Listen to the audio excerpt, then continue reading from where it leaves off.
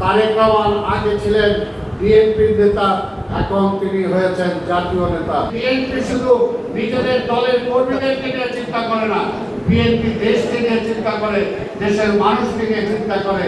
কাজে আওয়ামী লীগের সাথে বিএনপির মিলানোর কোনো কারণ নাই, এবং বিএনপি এই পর্যন্ত স্যাক্রিফাইস করতে করতে এই পর্যায়ে আসছে।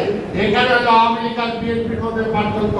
দেশনেত্রী বেগম খালেদা জিয়াকে তারা যখন জেলে নিয়ে গেল, মনে করলো বিএনপি আর দাঁড়াতে পারবে না, বেগম খালেদা জিয়াকে জেলে দিলে বা মেরে ফেললেই শেষ হয়ে যাবে।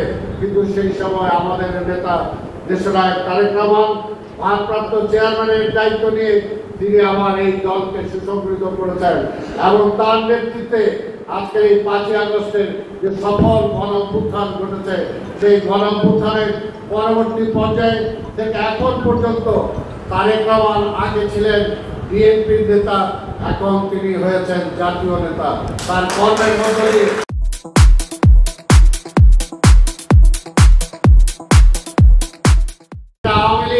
আওয়ামী লীগের সেক্রেটারি সেই সব ওবায়দুল কাদের বলেছিলেন, এই ধরনের পরিবর্তন যদি হয় তাহলে এক রাতে কয়েক লক্ষ লোক মারা যাবে।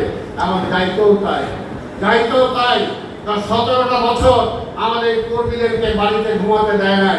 আমাদের কর্মীদের ব্যবসা বাণিজ্য তারা লুটপাট করে দখল করে নিয়ে গেছে, বাড়িঘর দখল করে নিয়ে গেছে। আমাদের ছেলেরা, ছাত্র দলের ছেলেরা বিশ্ববিদ্যালয়ে কলেজে যেতে পারে নাই, পড়াশোনা শেষ করতে পারে নাই। আর যারা পড়াশোনা শেষও করেছে কোনো রকম, তারা চাকরির জন্য কোনো অ্যাপ্লাই করতে পারে নাই, কোথাও যেতে পারে নাই। এমন একটা অবস্থা ছিল।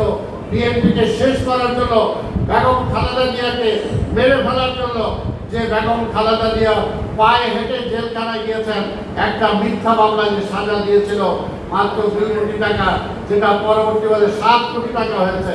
আজকে সেরকম একটা সাজানো মামলায় তাকে জেলে দিয়ে তাকে মেরে ফেলার জন্য চেষ্টা করা ছিল।